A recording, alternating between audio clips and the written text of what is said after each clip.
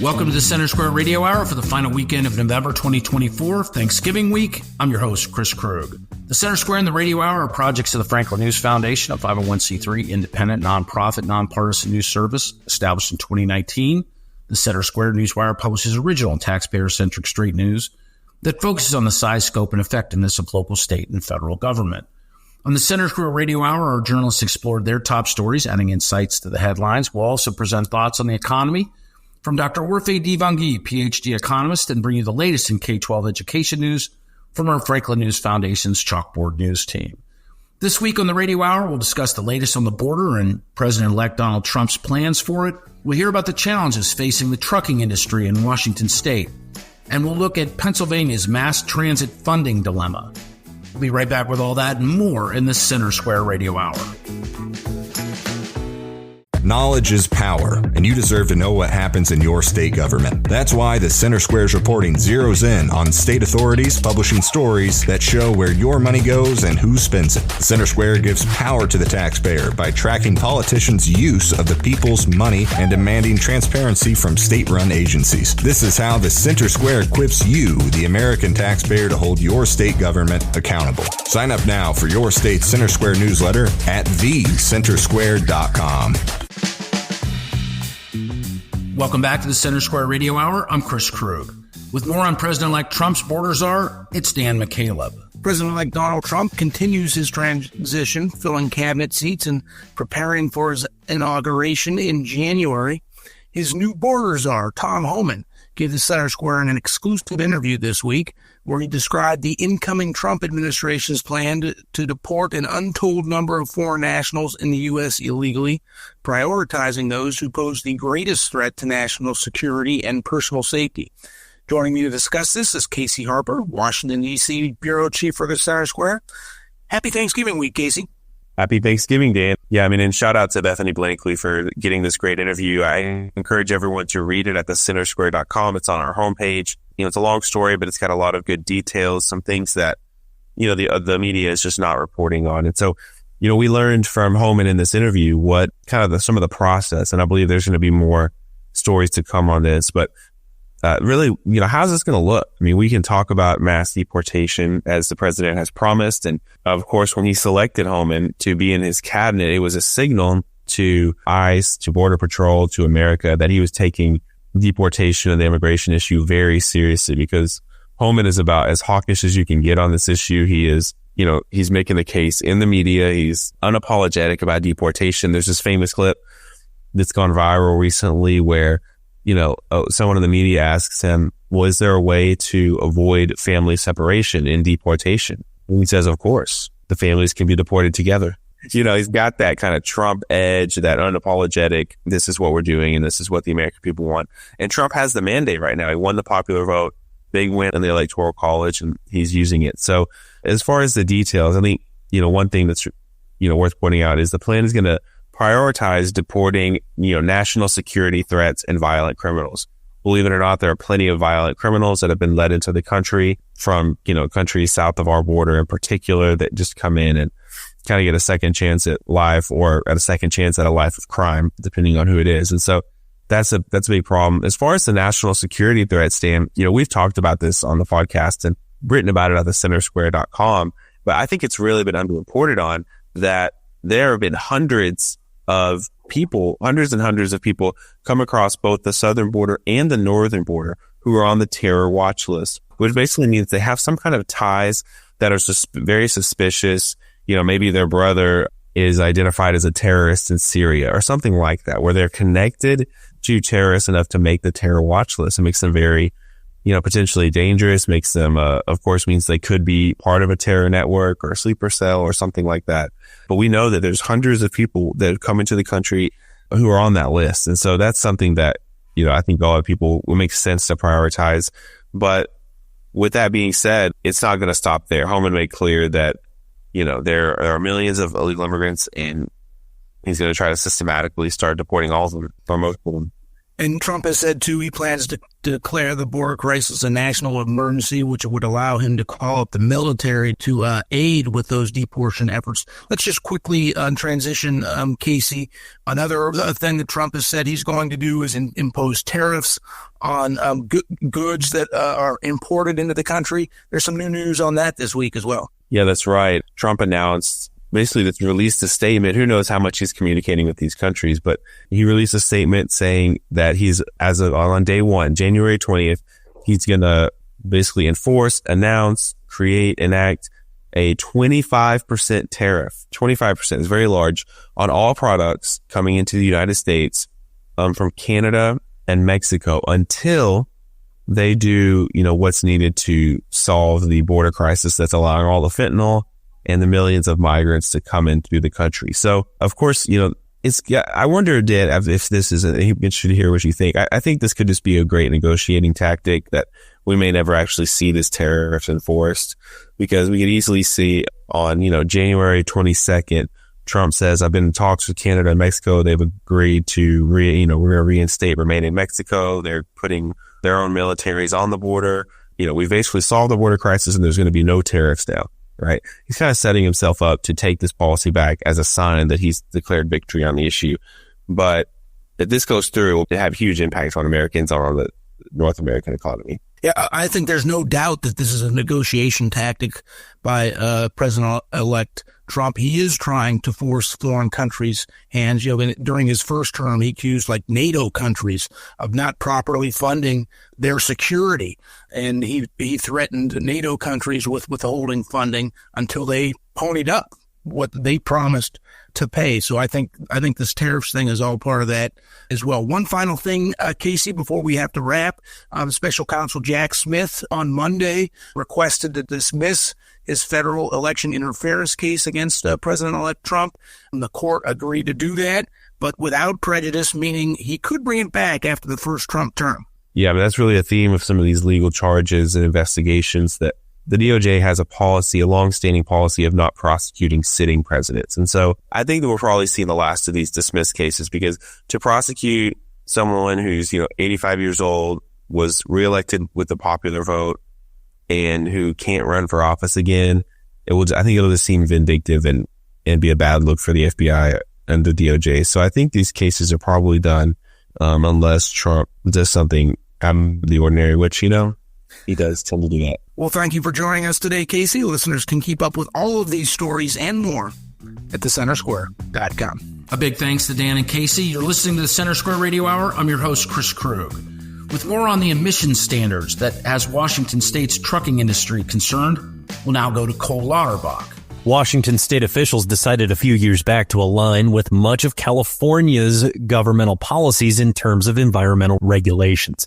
The latest edict from Sacramento could see sales of gas-powered semi-trucks and RVs become largely non-existent due to a specific type of quota. Capitol correspondent Carlene Johnson has more on this. What exactly is going to happen on July 1st regarding this, Carlene? A little background first, Cole. As of 2005, states in the U.S.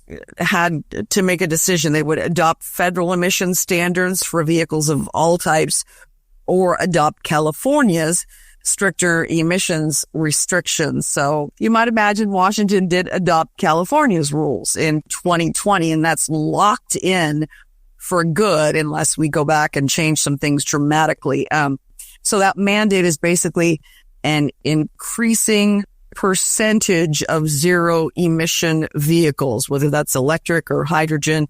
And that's for all vehicles, not just for, cars and light trucks, but, motorhomes, RVs, and eventually, our freight haulers as well.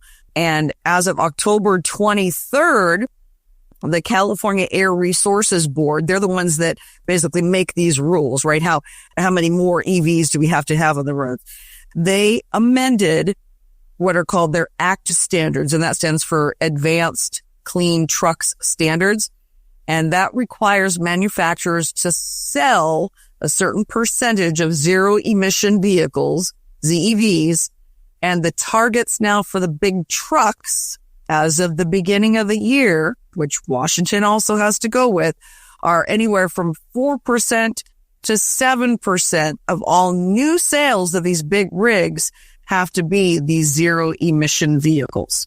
Now, what happens then? I mean, because what you're saying is essentially that they must find buyers for these, products before they can actually sell gas-powered semi-trucks and RVs, which are obviously much more popular.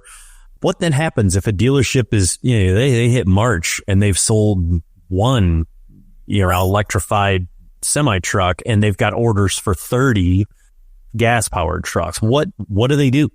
Right. And that's where there's some gray area here, because according to, Washington Department of Ecology, there is going to be some wiggle room. Their response to me in working on this story was to say, no, they're going to have a little bit of time. They won't first have to meet the zero, emission vehicles targets before they can sell diesel vehicles on their lot. But that's not at all what the legislation says, according to the CARB, the California Air Resources Board. That's not what that says. And if Washington has in fact adopted those, perhaps Ecology now is going back and giving some wiggle room. The big problem is, they can't even find these vehicles to purchase. Yeah. They're so much more expensive. I mean, Tesla the last couple of years has come out with the cheapest of the big freight haulers that are electric vehicle haulers. There's like anywhere from $200,000 to $250,000. There's not a ton of them out there on the road. You can't find them. And not only that, none of the haulers in Washington state at this point seem to really want them, because we don't have the infrastructure for them. Where are you going to go and charge this vehicle when you're driving across I-90 on your way to Idaho, Montana, and beyond? And, you've gone your 250 miles and you got to stop and charge up. Where's your big charging depot? They have those in California. They don't have those big truck hauler charging depots in Washington, certainly not Idaho or Montana, right? Where they haven't adopted these stricter standards. So the infrastructure is not there. The demand isn't there. So the Washington State Trucking Association is saying, please, give us some more time. There's no way we can meet these mandates come first of the year. And the big thing about this too, that even if you're not an over-the-road truck driver or own a trucking company or a dealership, this will reach out and touch you, because everything you find on a store shelf and much of what you get delivered to you via Amazon is showing up at those distribution centers and those grocery stores and apparel, stores, those outlets. Those are all showing up on trucks. And if those trucks are not able to be replaced by, what these trucking companies do is they have leasing agreements with dealerships that are settled and planned years ahead because of an expectation that they will hit a certain mileage by that time. If that gets disrupted, you will see either a lack of available things, or you will see those available things become much, much more expensive. Yeah, I mean, a sort of a microcosm of that, if you will, was, 2117, the Climate Commitment Act here in Washington. We saw what that did with gas prices. Absolutely impacted the price of, goods and services and everything else, not just filling up your gas tank, but, when you go to Walmart to buy a loaf of bread, everything is more expensive. And then you think about this too, the gal at the Trucking Association, Sherry Call, who's the CEO, she told me, she said, even at a fast charge, assuming we do have the infrastructure for these big trucks, even at a fast charge, it takes an hour and a half to charge up one of these big trucks. So you've got this hauler who's stopped on I-90 or I-82 or 395 or wherever in Eastern Washington, sitting there for 90 minutes charging versus stopping for, 20 minutes at the Love Truck station to fuel up and get a hot dog. Huge capacity loss. And so you're absolutely right. That's going to get passed on for goods and services, makes everything more expensive. It will end up as a disruption that we will definitely track. Thank you, Cole and Carlene. You've been listening to the Center Square Radio Hour. I'm your host, Chris Krug. With the latest on Pennsylvania's mass transit funding, it's Eliana Kernodle. State government covers more than half of operational costs for mass transit systems in Pennsylvania's largest cities. Notably, it's not rider fares or contributions from local taxing authorities. Joining me with more on this story is the Center Square's Pennsylvania editor, Kristen Smith. Kristen, how is mass transit in the state funded, and how does it compare to other states? In Pennsylvania, state government provides roughly 50% of the funding for SEPTA, which is the Southeastern Regional Transit Authority in the Philadelphia region and its suburbs. And that's light rail, buses, the subways, the traditional, when you think of mass transit that a city would have, that's what we're talking about here. Pittsburgh has their own version of this, and they get 58% of funding from the state. And of course, there's other smaller cities throughout the state that do have their own bus systems and things of that nature. But when you look at other really large cities, and we're talking in specific relation to Philadelphia and Pittsburgh, because truly they are our largest cities, and they are the only two that are comparable to the other large cities in our area, which would be New York City, going further north to Boston, and even if you look out as far west as Chicago. In those states, their contributions are much smaller, somewhere between 9% and 30%. And this came up because of the context surrounding recent infusions of money to SEPTA. They're deep in the red as far as their operating budget goes. And they've been lobbying the legislature for more money for several years now. Things got worse after the pandemic when riders just did not come back. Some of the reasons would be changing patterns and where people are actually working. Are they working at home? Are they working in the city? And then there's also concerns about crime. There was a rising crime issue on SEPTA there for a while. At least it was more publicized than it had been in the past. And so people had fears about that. And so that is something that SEPTA, rightly or wrongly, has been trying to recover from. At the same time, because they rely so much on the state for their funding, when it came to making up the deficit that they're in after federal pandemic money evaporated, when it came to that, they felt that they only really had two directions to go, and that was to raise fares for riders and to ask the state for more money. And so they'd gotten themselves into a situation where they were looking at double-digit price increases in their fares, and it would be the first of several, and they still wouldn't know how to climb out of the hole that they're in. They were going to have to do service cuts and things that would really jeopardize the lifestyles of 800,000 people who ride it every day to get to work, to get to doctor's appointments, to the grocery store, to school. And so there's been this real tension there of, should we give them more money? And if we do, what does that mean for the rest of the transportation infrastructure in Pennsylvania, namely its roads and bridges? The legislature is out of session right now. This is a conversation that was sort of ongoing. They didn't come to any kind of conclusion about it, but the governor has tried to at least bridge the gap until some agreement has been made. What has he done? On Friday, he announced that he would tell PennDOT to send $153 million from our federal highway funds to SEPTA as kind of a short-term fix until the legislature can come back next year in January and start coming up with a longer-term funding solution. This is on top of $80 million that the legislature did appropriate to SEPTA back in July with the last budget deal. And when Shapiro says that he wants the legislature to come up with a more permanent funding solution, who he's really talking to is Senate Republicans, because they control the Senate, Democrats control the House, and the House and Shapiro had agreed to 3 different proposals that would have boosted mass transit funding. At the top of that list is, for Shapiro, he wanted to spend $1.5 billion over the next 5 years on mass transit. And that's in addition to a lot of other spending priorities that he had. And Senate Republicans, they just will not go for a number that's high. Number one, because mass transit is a big problem for Philadelphia, for Pittsburgh, but we have some of the worst roads and bridges in the entire country, and we have a lot of them. And so when you spend all that money on mass transit, you don't leave a lot left to take care of these other roads and bridges. And you're asking everyone across the state to subsidize these mass transit systems that they will never use. And is that fair? So that's their number one gripe there. The second thing, too, that they point out is that it's a fairy tale wish list that he came out with. SEPTA had the strange decision to base their entire budget on it, so that when that money didn't come to fruition, they were in a very precarious position. And Senate's position is, well, that's not anyone's fault except SEPTA's. And so while they're open to helping them out and finding a different funding solution. There's no way that they're going to agree to what the governor wants or what other Democrats want, which is a significant funding boost and ongoing. The other thing that's at play here is the fact that it's not that Senate Republicans just don't want to spend money ever. In fact, they really came off of their hardline fiscal conservacy stance when it comes to education funding.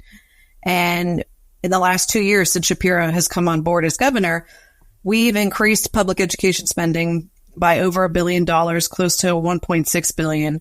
And those are historic funding increases year over year.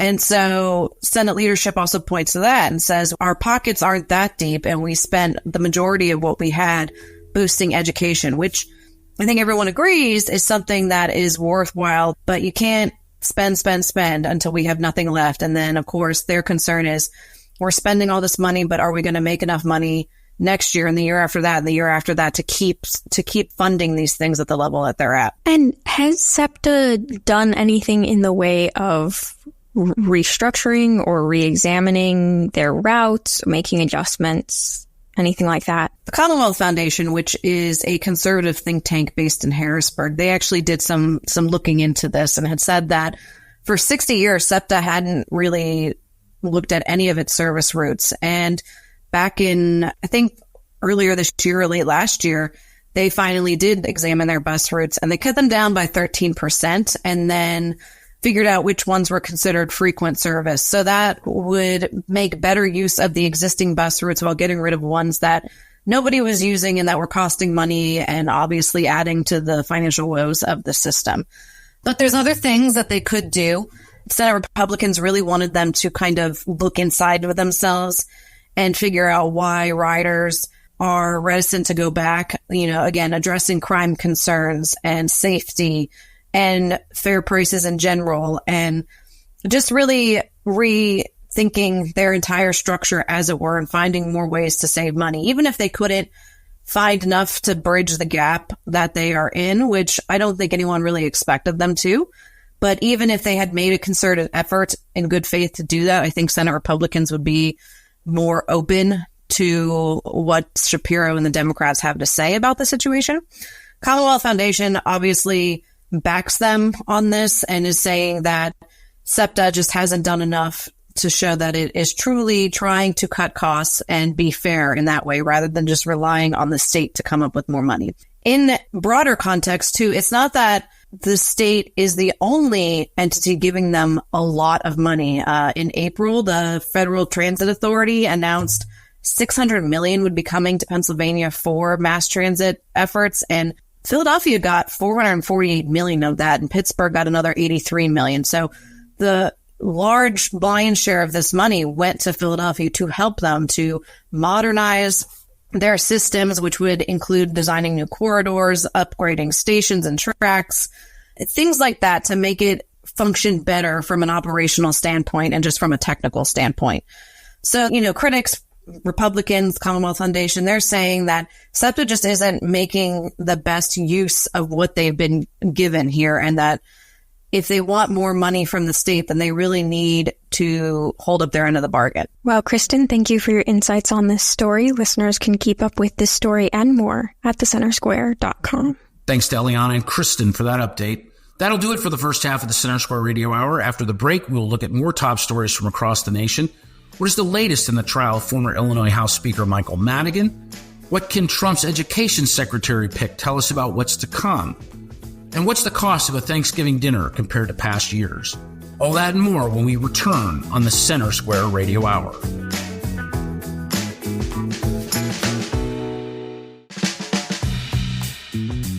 Welcome back to the Center Square Radio Hour. I'm Chris Krug. In just a minute, we'll take a look at the Madigan trial out of Illinois. We'll hear about President Trump's Secretary of Education pick, and we'll discuss an economic question that hit close to home this week, the cost of Thanksgiving dinner. You can find more stories like these from all across the country at thecentersquare.com. We'll be right back with more on the Center Square Radio Hour. Are you tired of news that puts politics over people? At the nonprofit Franklin News Foundation, we believe in putting people over politics by delivering nonpartisan news and audio content that serves you, the American taxpayer. With Franklin News Foundation, you can read fact-based, state-focused news for free at thecentersquare.com. You can listen to civil, balanced conversations between policy experts through our podcast network at americastalking.com. Or you can get in-depth news on K-12 education spending, curriculum, and school safety at chalkboardnews.com. It's all free through Franklin, where we put you, the American taxpayer, first in every story, episode, and conversation. And it's only possible through our supporters. Together, we can produce content that puts people over politics and brings Americans the news they deserve. Become a supporter today at franklinnews.org/donate. Once again, that's franklinnews.org/donate. Welcome back to the Center Square Radio Hour. I'm Chris Krug. With more on the trial of former Illinois House Speaker Michael Madigan, let's go back to Dan McCaleb. The federal corruption trial of longtime former Illinois House Speaker Michael Madigan is wrapping up its 8th week, and there were some significant developments. Prosecutors introduced secretly recorded audio and video between Madigan and former Chicago Alderman Daniel Solis, who began cooperating with federal investigators in 2016. Solis himself is facing one federal count of bribery under a deferred prosecution agreement he reached with prosecutors for agreeing to cooperate in the Madigan case. Joining me to discuss this and more is Greg Bishop, Illinois Associate Editor at the Center Square. Greg, this week's evidence and testimony was eye-opening into the inner workings of Chicago-style politics and the quid pro quo involved in seemingly everything. Bring our listeners up to speed. Well, if Madigan was to hear some of his associates use the terminology quid pro quo, he was quick to tell them not to use that language. That's exactly what he did in undercover video that former Chicago Alderman Daniel Solis gathered for the feds. Fascinating video has been released by prosecutors in this case.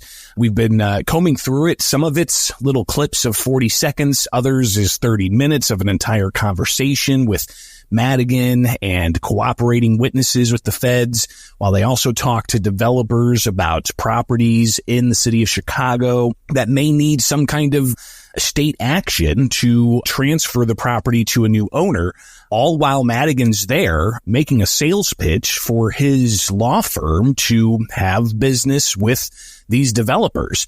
So the video that's been presented, pretty powerful, especially because Madigan's own voice and image in these videos, it's being heard by the jury. So far, Madigan's not said a word physically in the courtroom. He, of course, has defense attorneys on his behalf doing that. Not sure if he's going to testify. Might be doubtful, according to a lot of people who follow these types of cases. But just simply hearing Madigan's voice on video for the jury has been pretty powerful from a news perspective, just seeing that. So you can imagine the impact it's going to have on that jury that's going to determine Madigan's fate on charges that he used his office to corruptly personally gain himself and his allies. And of course, the allegations against Madigan and his co-defendant, Michael McLean, longtime ally, former lawmaker, lobbyist, is that Madigan used his position as the House Speaker, the powerful House Speaker, to essentially influence legislation favorable to utilities, particularly electric company ComEd, to essentially solicit bribes, to have ComEd hire Madigan associates and allies into no work or little work jobs by ComEd in exchange for working through legislation that was favorable to ComEd's bottom line. But just the amount of evidence, Greg, that's being pulled in here. Solis himself, the witness, compromised witness, we'll say, former Chicago Alderman, he essentially admitted to soliciting campaign donations in exchange for city actions, such as getting zoning changes put in place for hotel development and other development. It's just, you know, we've heard about Chicago-style politics, right, for decades and decades. But here it is, front and center in front of a jury. Yeah, it really is remarkable. And you mentioned the ComEd saga, right? But I think the federal prosecutors are really telling a much larger story than just the ComEd issues to really highlight and expose what they allege was Madigan Enterprise, right? This nearly 10-year-long scheme that the prosecutors are laying out for the jury of Madigan using intermediaries like McLean to then set up, deals through the state house while also steering business back to Madigan and his law firm in Chicago dealing with property tax assessments. And all the while, Madigan seeming to keep a distance. However, what's been revealed in court this week, which was different from what was revealed in court in previous weeks with other cooperating witnesses like Fidel Marquez from ComEd, you only heard Madigan on a few phone call recordings there. But with the former Chicago alderman, you have some intimate conversations that on video Solis is having with Madigan about, doing work for him. They respect each other. He's trying to set up getting not just the property, but maybe working with the incoming Pritzker administration at the time to get a government appointed board position that makes, on the scale of board appointees, the most that they could get for Solis. So Solis working with prosecutors to gather all of this evidence. It's really fascinating, especially now in, 2024, Madigan's on trial. When these stories came out that Solis had actually been cooperating with federal prosecutors on some things, that Madigan may have been caught on surreptitious recording. Back in 2019, I remember asking, Madigan what it's like to be on surreptitious recording while we're at the State House. And he just simply responded, it's a tough world we live in. But fast forwarding to now, you see just the intricacies of how the quote unquote Madigan enterprise worked using intermediaries. So Madigan's not right there involved, having McLean steer that business to his associates and himself. It's pretty powerful to hear and see all of that evidence being presented to the jury. Great. I think it's important to note that Madigan has pleaded not guilty. He has not been convicted of anything. McLean, his co-defendant, has pleaded not guilty in this case and has not been convicted of anything in this case. However, McLean himself was convicted in last year's related ComEd 4 trial. I also want to let listeners know that the Center Square's Jim Talamonte has been in the courtroom day in and day out, tag teaming with the Center Square's Brett Rowland, but it's mostly been Jim Talamonte. And a lot of this video and audio we're talking about, you can view for yourselves at thecentersquare.com.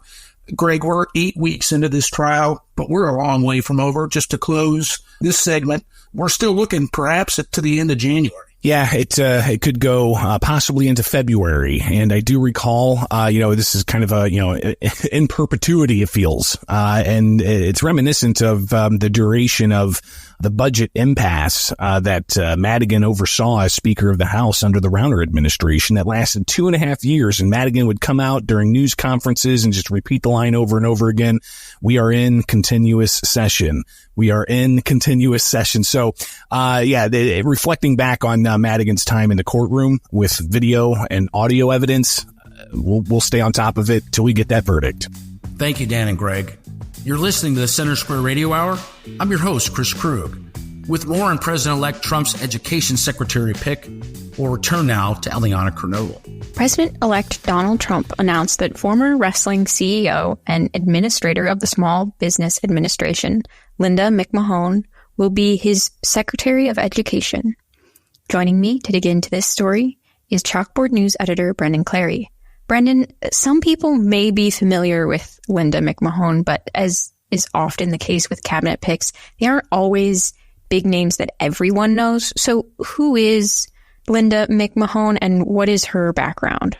Yeah, so her background really is from wrestling. She has a stake in wrestling, was a CEO with WWE, which is, is kind of an interesting education pick, right? I think that's something you got to remember with Donald Trump is I think a lot of his supporters really do value that he is, a political outsider. That's something that they're looking for, and that was kind of the theme of the first, his first run, right? In 2016 was Draining the Swamp. I think that resonated with a lot of people who, kind of see Washington, D.C. as being filled with people who are, lifetime, bureaucrats, politicians, that kind of thing.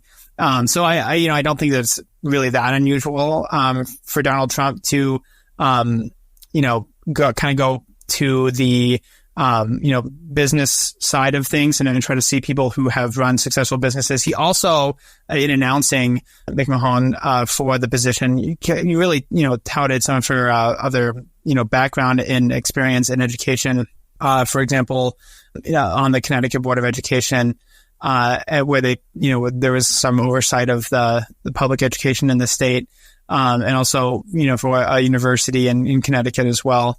The Sacred Heart University there as a member of the Board of Trustees. So there are, some of the leadership there, but that is her background is WWE with, husband Vince McMahon.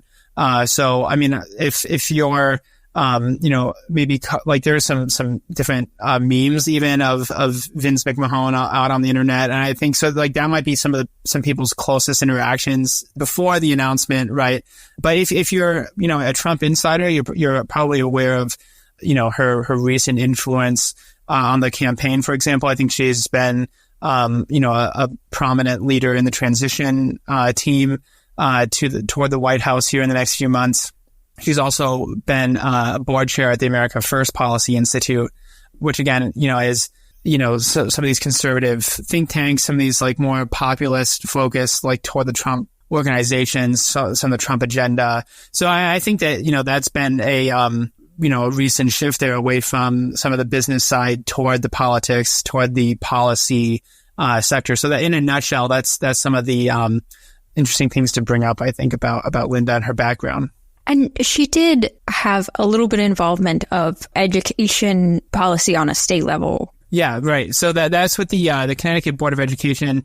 So that oversaw the public education in the state, right? That's steering the direction there of the public schools, including that high school system, the technical high school system. According to Trump's statement, he basically said, "This is why I picked her. This is what I like." I think it's pretty. There's a great piece from Frederick Hess from AEI, and he kind of was talking about how quickly a lot of different publications even started going back and looking at her background and trying to figure out was she truthful in everything that she did. And like the Washington Post, for example, Hess points out was, did reports on like the scandal about her saying that she had a bachelor's degree and that like earned a teaching credential. But then there was like a discrepancy. They were arguing, and it was that she had like a French degree with like a teaching certification or something. So that's kind of the scandal, this quote scandal that they're trying to unearth there. So I think that's like, there's been some criticism of the media and how it covers, Trump's education pick versus Biden's education pick, Miguel Cardona, who's currently education secretary. According to Frederick Hess, like that's something that he's brought up is that there's been a little bit of a different like treatment there, which I think is pretty interesting. So, that's something I think to be, just kind of aware of is how things are covered and how things are like brought up. And you mentioned a little bit about Trump highlighting why he chose her. What were some of the things that he highlighted and some of the promises he sort of alluded to in his announcement? Yeah, so he said McMahon had been working hard to achieve universal school choice, like at her time at America First Policy Institute and at America First Works. So like in these different, conservative leaning political organizations. So, an advocate of school choice. He also reiterated his promise to abolish or dissolve the Department of Education. I mean, that's something that he has said repeatedly on the campaign trail. And when I reached out to the transition team, that's something that they said, we will do what we've promised. And so, again, campaigns promise a lot. Does that always pan out? Is there always the political, capital to get everything done? That's still to be determined, right? But they're adamant, like we are going to do this. So I think, and in, announcing Department of Education secretary, it's, they're also saying, we're going to spearhead the efforts to send education back to the states. So de-emphasizing the Department of Education. I think that's kind of the buried, news, I think, in the announcement is that she's spearheading this effort to try to radically redesign education. So if the Trump administration, it looks like they're serious about this, they're trying to move education back to the states. So like there'd be less of an apparatus from the federal government. And it's kind of, I asked them like, how do you do that? Like, what does that look like? Didn't get a response back. Because again, I think that the details, are going to be very important about how that actually looks. Like, how do you keep states accountable for funding? How do you, what kinds of things should the Department of Education be doing? But I think that that's something that, Trump supporters, want generally. They want to have, schools that work well and maybe don't have sort of like a top down kind of, this is what we're going to tell schools to do sort of thing. So it's very interesting to announce your Department of Education secretary, and then also say like, we're going to dissolve the Department of Education, right? So I think that that's kind of the tension here. And so saying, I think that might be like a great way to bridge that is by saying that she's going to spearhead this effort to sort of reduce the influence of the agency and set education back to the states, which has been a Trump campaign promise, and that's something that they said they're going to do. Well, Brendan, thank you for your insights on this story. Listeners can keep up with this story and more at chalkboardnews.com. Thanks to Eliana and Brendan for that update. You're listening to the Center Square Radio Hour. I'm your host, Chris Krug. Joining me to discuss the cost of Thanksgiving dinner is PhD economist Dr. Orphe Divounguy. So, Dr. O, this is the week of Thanksgiving. I want to talk about the cost of Thanksgiving dinner. And this has been a topic of conversation in particular in the last few years because the cost of Thanksgiving dinner keeps, people I think have been feeling like it keeps going up and up. Farm Bureau, this is the American Farm Bureau, released information just today regarding and this is their annual survey of the cost of Thanksgiving dinner. And, we can get into what's into that, but I think we're talking like sort of core things, turkey stuffing, cranberry sauce, mashed potatoes, and probably some, random and assorted other vegetables. I kind of try to stick to the starches and the proteins on Thanksgiving as best as I can. The average estimated cost for Thanksgiving meal this year, I believe for a family of 10, so this is like you're the host and you're bringing people over, $58.08. So about $5.80 a person. That is a 5% decrease from last year and is 9% lower than what Thanksgiving cost in 2022. So go ahead, argue with the American Farm Bureau on the cost of Thanksgiving. I think that might actually be, are they in the ballpark, in your opinion? I think that might actually be somewhat correct. I didn't expect it to have declined. I expect it to have increased at a much lower pace. And maybe they're just using affordability as opposed to like when you say cost, is it the nominal cost or is it the real cost, right? And I think potentially if you talk about the real cost, then those numbers would be correct. You'd have a decline in the real cost, the cost adjusted for inflation. Mm-hmm. Why? Because if you look at those food prices, right, on a year-over-year basis, the food prices at home have actually increased at a much lower pace than say wages, right? Incomes are rising. So your purchasing power has actually increased over the past year. But that wasn't true before 2022, right? So if you looked at the food prices up until between the start of the pandemic and December of 2022, food prices were up 23% compared to just an increase of 15%, a wage increase of just 15%, right? So really, purchasing power had gone down. But since then, we've seen food prices kind of taper off, and we've seen wage growth kind of maintain its strength relative to food prices. Mm-hmm. And so, things are slightly cheaper than they were in real terms than they were a year ago or than they were in 2022.